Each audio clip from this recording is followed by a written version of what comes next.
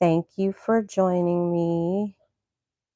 Um, if you're here, just say hi in the comments so that I know you're here. Today has definitely been a day. This has been a week. Oh my God. Yeah. This has definitely been a week. Forgot to turn off my alarm, so I'm doing that right now. Let's see what else we got going on. I had so much I wanted to open up with, and for the life of me, I cannot remember now. But I do. I did remember my mics. I did remember all the things. All the things. It's just yeah. The week is weekend, and it's kicking my ass significantly, but I'm still surviving. That's all I can say. But again, if you are here, just say hi in the comments so I can acknowledge you. And yeah, hope you guys are all having a great week uh, because I'm pretty sure all the things. I know I had something that I wanted to say, and now I can't remember before I go into my other thing that I wanted to say. Uh, oh well, it'll come to me. Y'all know how my brain be functioning. It be functioning on some, we gonna figure it out. We gonna be all right. It is what it is. But no, I'm definitely here. Oh, I didn't know what was going on. I'm sitting here looking at something. I was like, that is not what I'm looking for.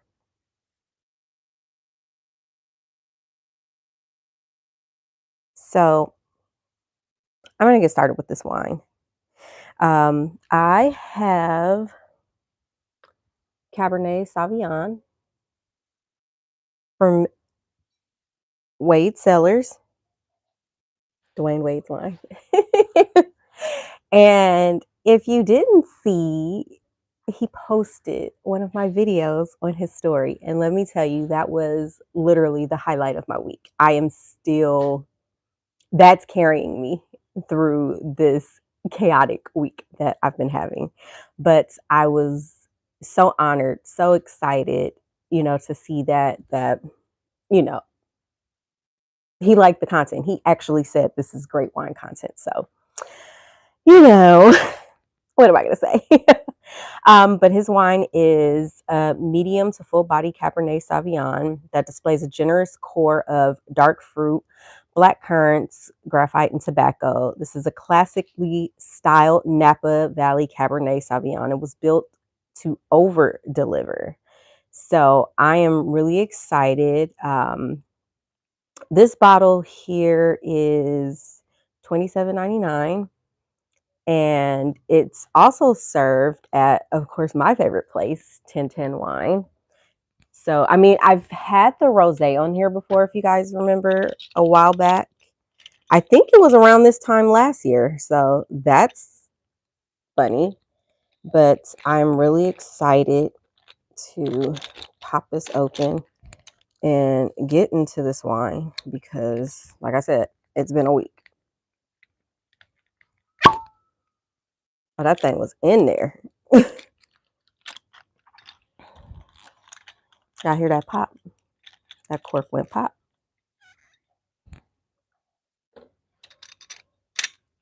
Oh man.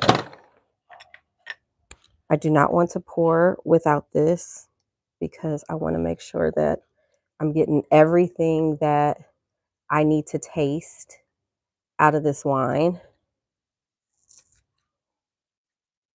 Get this foil off too. And it is 14.5%. So it's a good thing I'm not going anywhere. Let's go ahead and get that pour.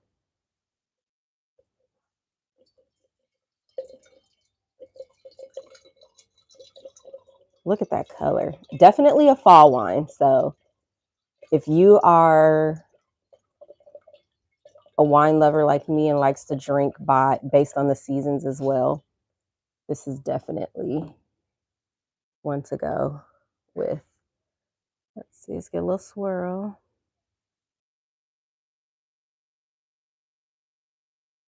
Oh, it smells delicious. Salud.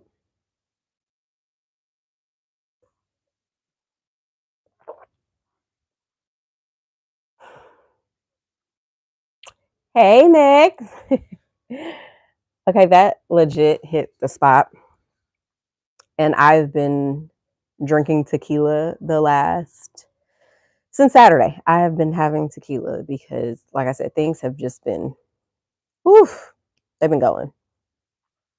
And my brain just ain't been able to shut down. I don't know what's going on. Brain has just been working overtime, and I just needed to be able to breathe. So the tequila's been tequila, and it's been winning, and I've been thankful for that.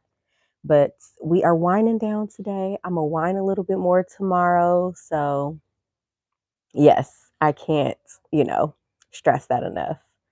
Uh, for all us parents, mm, this is for us. This conversation tonight is for us because unless you don't have kids, you really don't understand per se. Unless you're part of the village, then you kind of get it too. But I was having a conversation with a friend, and she was saying that she's been feeling kind of blah about things lately, just kind of down, not understanding what's going on. She um, feels like she just needs some time to herself. And I told her, I said, time to yourself is always good, whether you're a parent or not. Time to yourself is always good, especially when you're a parent, though, because you give so much. And I was talking to her about, uh, mental overload. And people don't understand that you can be mentally overwhelmed and it will affect you in so many different ways. And for those that don't know what it is, mental load typically refers to the invisible cognitive work involved in managing a household, which includes planning, organizing, and anticipating needs. While both moms and dads can experience mental load, studies and societal norms show differences in how it manifests between them. We just gonna get straight to the point. A lot of mental load in the household does come with unequal distribution, and mainly because we are taught that the person that does whatever best is the person that can do it. So it used to be where the man would go to work and the woman would take care of the household.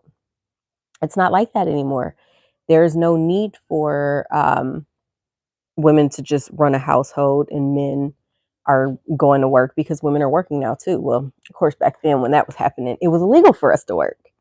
And now are able to, get into the workforce, make our own money, things like that. So that's adding to it. Studies show that mental load tends to fall disproportionately on women, even in households where physical chores are shared more equally. The imbalance often occurs due to societal norms and expectations about gender roles. Women, particularly mothers, are often expected to take the role. Hello, I'm glad you made it. I'm sure you can, attest to this as well. Both of you guys are moms, so I'm sure you both can. Uh, Moms are often expected to take on the role of the family manager, which can lead to mental and emotional strain. Um, I I was telling my friend I think that's what she's going through is that physical and emotional strain where she just feels like she can't do. And it happens more often than not. And the crazy thing is, Michelle Obama, when she came out with her book, what was it, a year or so ago? And everybody was just going crazy. She made headlines about saying that she didn't like her husband for 10 years. And it wasn't like a just consistent 10 years. She just didn't like him. And she had to clarify. And if you're smart enough to read between the lines, you understand what she was saying, but you have to read the actual book. You can't just go off an excerpt. And it was mainly because when they got together, They didn't have kids. So they were able to, do their thing as individuals, do their thing as a couple, and then come back together and things were good. Well, once they had the kids, or at least their first child, that's when they started noticing the difference. He was still working, she was taking care of their kid, their daughter, and it became okay, well, if I'm doing this, why are you doing that? And then it became a more of a tit for tat type thing, she was saying, where she started to resent him a little bit because she felt like she had more of the load. She said he'd come home, change his clothes, go golf, and she'd be like, well, where are you going? He's like, oh, I'm going to the gym, I'm going to go do this. And she's like, well, how many diapers have you changed? So that would take over, and of course that causes strain between them. And one of the challenges with parental mental load is, the invisibility of a lot of things. You can see the physical task, cooking, cleaning, things like that. They're visible, but the mental load of planning, organizing, often goes unnoticed in many households. And that leads to feelings of being undervalued and underappreciated. We've all experienced it at some point. Moms are traditionally seen as the primary caregivers, often responsible for the day to day management of things. Children, household, this can include, all the things, scheduling doctor's appointments, ensuring that the groceries are, stocked up. Moms feel the pressure of keeping track of the day to day family matters, even if tasks are shared. So it leads to a higher mental load, for moms. I can tell you this for a fact. If I don't use my calendar, I'm not going to remember. I will not remember. And it's not that I don't want to remember. It's not that it's not important. Sometimes I don't even know the actual date that it is. So therefore, even if I did remember, I may still have it wrong. So I have calendars. I have my written calendar, and I have my calendar on my phone that I use. So depending on where I'm at, so if something comes up, it's like, oh crap, I'll write it on the one calendar. So it's always a back and forth. And I normally try and cross-reference on Sunday, where everything that's on my digital calendar on my phone is on my physical calendar. And it's still stuff will slip through the cracks. Like tomorrow, there's no school. If I didn't look at my physical calendar because I didn't put it on my phone, I would have completely forgotten. And I would have got up, got my son ready for school, and went up there like, what in the heck is going on, when school would have been closed? So it's one of those where we're constantly, this is some good wine. It's one of those where we're constantly thinking. It's just, there are some nights, I kid you not, where I'll be in bed, I'm dog tired, and I would just wake up and think about, oh crap, did I do this? Oh my gosh, I forgot to do that. Oh, did I, look into this? And my brain is just like, it's fried. And normally I get my best sleep, and I hate to say it like that, when I fall asleep on the couch, because it happens. So yeah. While nowadays many dads are deeply involved in the household management, they may not also face the same societal expectations. Hey, thanks for joining. Um, and as a result, they experience less mental load related to household coordination, especially if the family adheres to more traditional gender roles. I can tell you this, I am traditional in some ways and not in others, mainly because I'm learning to let go. I cannot do it all. I don't want to do it all anymore. At first, I did because I felt like that was how a woman was supposed to be. Oh, I got to do this, I got to do that. Let me tell you, it don't happen like that no more. And I'm okay with that. I had to come to peace where I am not superwoman. I'm still super, but I'm not superwoman. I can't do it. It made me angry. It made me bitter. It wasn't a good feeling. And now I'm learning to be okay with it.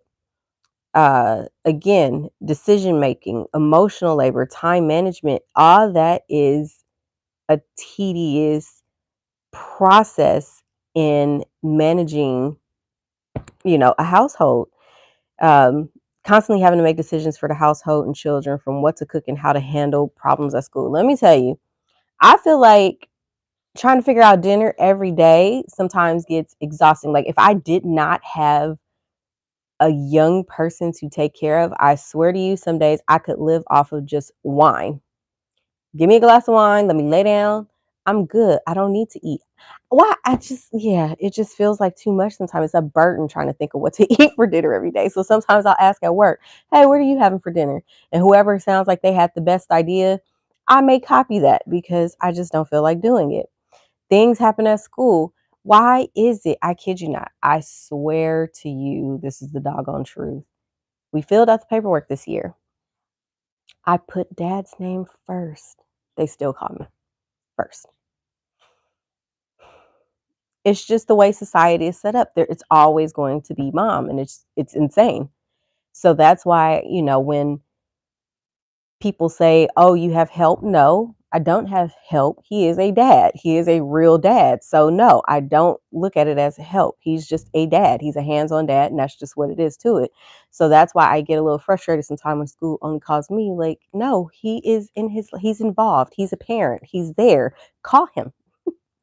So I feel like because of the way society has things set up, it does add pressure sometimes. And then when you add into account that, women work too, having to have your own, life going on as well. And now the holidays are coming. So it's really about to get insane where you got to start thinking, oh crap, we've got this going on. We've got that going on. He's in two sports. He's in school. We've got, the holidays coming up. So it's just like, oh my gosh. But we did get the Halloween costume before October. So I'm very proud of myself for that. I did something good. So I'm proud of myself. I still haven't decorated for fall yet, but I'm getting there. um, One of the ways that is suggested is sharing ownership of certain responsibilities. You know, one person, may do, like with us, he does drop off, I do pick up, and then on the days I work from home, I do drop off and he'll do pickup. So you share like that because it does, eliminate certain things. Um, Planning, organizing, things like that. I naturally am a planner. That just it makes me happy. Now I'm not against being spontaneous. Spontaneity is absolutely amazing. I love a surprise. That just makes me happy in general. However, I still like to have my days planned so I can know what's, going on. So I know how to plan for everything. Now, I will admit, um, when it comes to dinner, I'm definitely more spontaneous with that. So, but definitely share task and talk. The best way to get what you want is to speak up, and it doesn't have to be oh, I'm only doing this. No, you don't have to come at it that way. I tried it both ways, and it doesn't. It only works when you do come and you're like, okay, look, I feel exhausted, I feel mentally, and I'm very open with, saying now I feel overwhelmed, I feel overloaded, I need X, Y, and Z. And it helps. It's very, but a lot of times he can see when I'm starting to get to that point. um so you got to be able to give task and share task at that. And one of the hardest things I had to do when it came to sharing task was learning to let go, because I am a little bit of a control freak. I need to be able to have my hands on things and know what's going on. So once I started doing that, now I'm just like, okay, smooth sailing, you know, share a calendar. It's like, hey, just a reminder, X, Y, Z. Because I put 2 days before, 2 hours before. So it's like, hey, this is what's going on. So that way we flow and it works out great. Emotional labor. Let me tell you, that is one of, I want to say, the biggest and hardest things about parenting at this point, or just having a family in general, is being considerate of everyone's emotions and how they're dealing with things and how everyone affects everybody. So if one person's in a bad mood, it can easily rub off on everyone else. But with kids, because just like us, we have days where it's just not a good day, etc. We still have issues with our own emotions sometimes. We get angry, we get frustrated, we get everything you can think of. And like I tell people, I'm learning that anger is a secondhand emotion. So that's never the first thing. That's maybe the start, but if you dig deeper, you peel back the layers, you start to see more. So understanding that you have to be, delicate with that. Like I was just talking to another friend and, she was saying that she does. I say, yeah, I've done self-care days with my son before, where it's just like, okay, I'm going to surprise him. He's not going to go to school and we're going to go do something else fun. Because just like we need mental breaks, they need mental breaks too. I couldn't imagine being a kid in this day and age. There's no way in hell I would survive. I truly feel that way. But trying to help them manage their emotions, learn to be good people, that sometimes is draining. It is really draining because they do by what we do. And it does get daunting sometimes because you're just like, oh my gosh, little person, please just be kind. And it does take its toll on you. So learning to share that and splitting the responsibility with that is a big deal. Um, what impacts does this have on you? Stress and anxiety. I've been very vocal about what I deal with. Stress, anxiety, you name it, I got it. And it's the ongoing nature of the mental load. It can lead to, chronic stress and anxiety because parents are constantly on call. And when I tell you they are constantly on call, they get hurt, they get sick, something happens. You are literally going to drop your whole life and go deal with it. So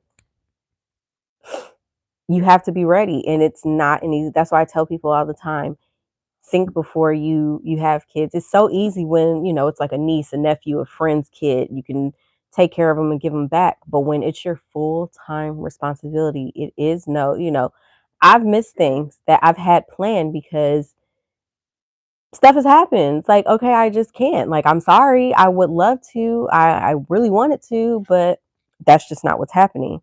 And it can cause extreme you know, exhaustion, irritability, and feeling overwhelmed. I can recall quite a few times where I've been just completely emotional, just burnt out because it was a lot. It was a lot. And you always come through, but it does take a toll on you. So sharing, the load, it does help because it reduces um, the feelings of frustration and resentment, inadequacy, especially when, you don't feel supported. And a lot of times we don't feel supported because we don't express, what's going on. Like with me, I'm one of those people where it's just like, oh, well, I want to try and do it all. And then I'm upset. Well, I can't try and do it all and play Superwoman and then expect to have help when it's like, okay, well, you look like you're doing it so well.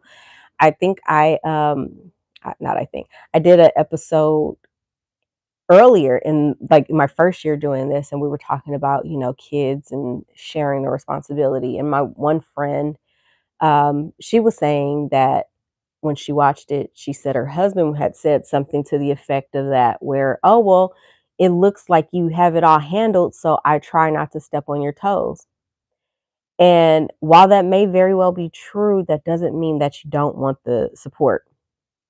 And it does affect your relationship as well. I think people don't understand, like, when you have that imbalance, it creates tension between you guys. And it's ultimately, it's like your kid suffers more because you're taking emotional time away from them whenever you guys are bickering.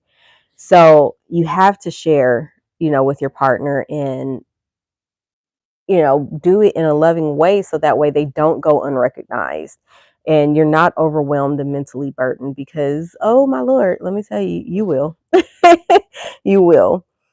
Open communication is crucial in getting past it. And it takes practice. It takes, hi.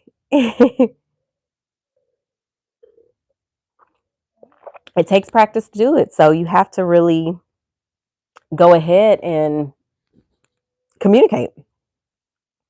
Again, so, coping with that, delegate, delegate, delegate, delegate. And if you have a village, like some people have grandparents, things like that, ask for help. Ask for help. We don't have traditional grandparents, so it's not like, oh, okay, let's lean on them. Using organization tools. Like I said, we have shared calendars. I also have a written calendar, and it's going to be somewhere. And if I missed it, I missed it. It just wasn't meant to be.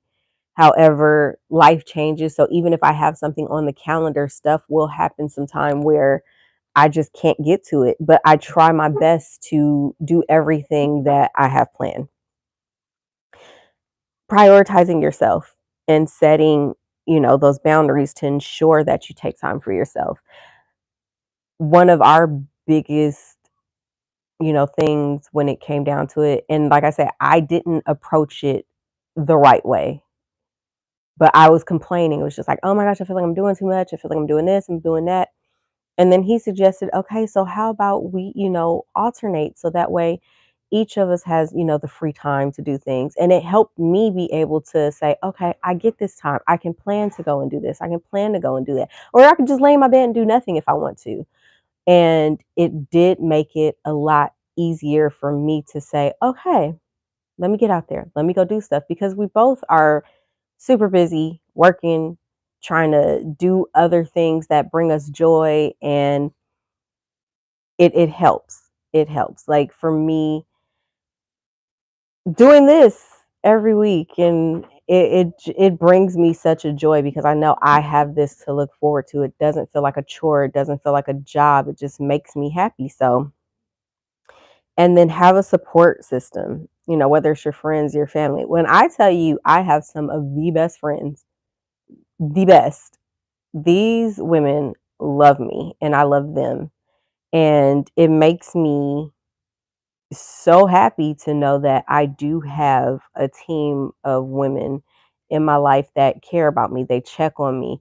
They can see, when stuff is, a little bit a little bit crazy. So I do love that.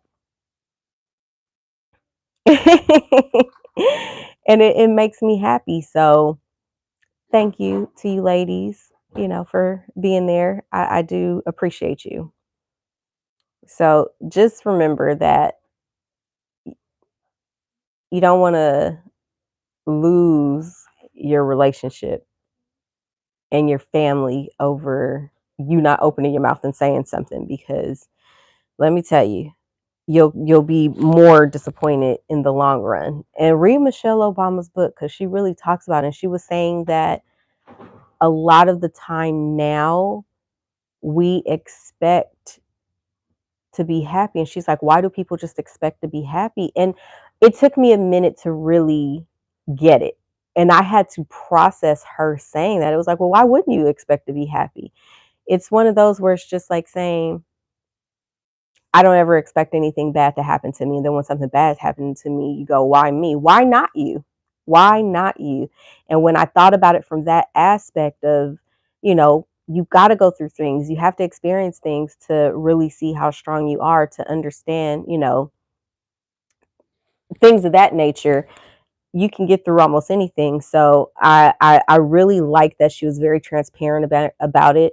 She didn't try and sugarcoat her and her husband having this amazing marriage where they didn't fight, they didn't have animosity, because guess what? It is a human thing. Do you know how many marriages where women feel like, oh, they're not getting what they want? I talk to people daily and it's always, oh, I had to do this, I had to do that. Like I look back at my grandparents and when they were raising me, and my grandmother, I kid you not, Sundays was about cleaning, well, after church.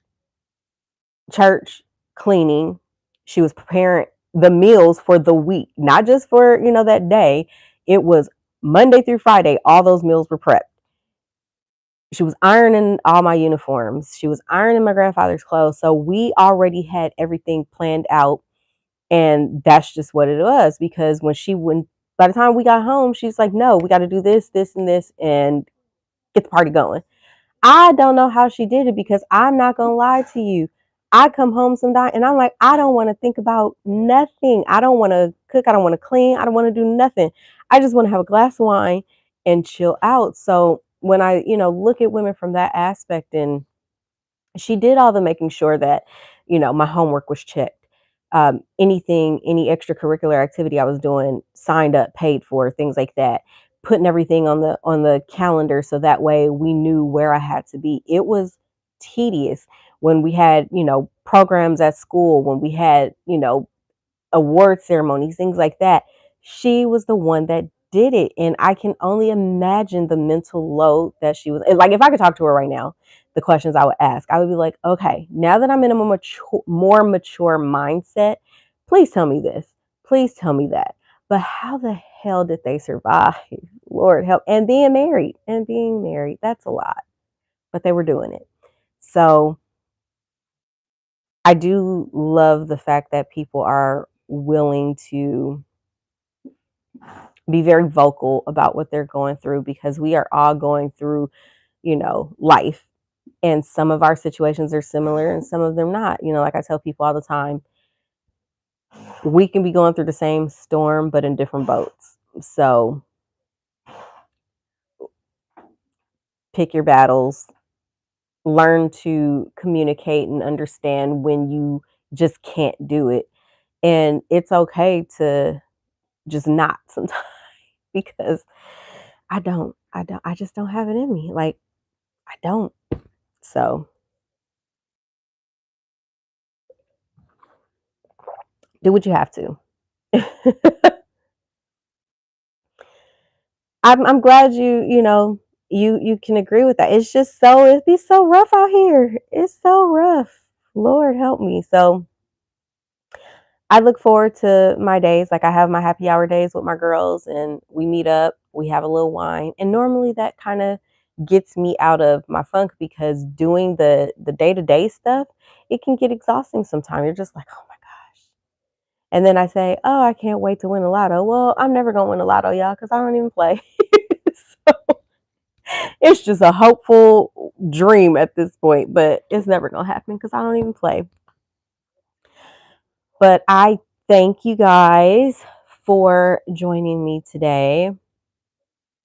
I hope I was able to help somebody with that. Just talk, just be open, be transparent, and you can get the support, because I truly feel like men want to do more than what, some of them do. But because we put on this facade that we just got it like that, it makes it harder for them to know where to step in sometimes. So just be open, be honest, and you'll get there. I'm telling you, it worked. It works. It works. I mean, like I said, I didn't go about it the right way when I did my whole little spiel, but it was a positive outcome out of it. So get yourself together. Never have conversations when you're mad either. So, like, if you're irritated about something, don't have a conversation then, because you're gonna only say the wrong things, and it's not gonna be taken right. So just do what you gotta to protect yourself, especially right now. Right now, at holiday time is not the time to be all stressed out, because this is supposed to be a time of joy. So let's be happy. So I thank you again for joining me. If you guys haven't hit that like button, go ahead and do it now.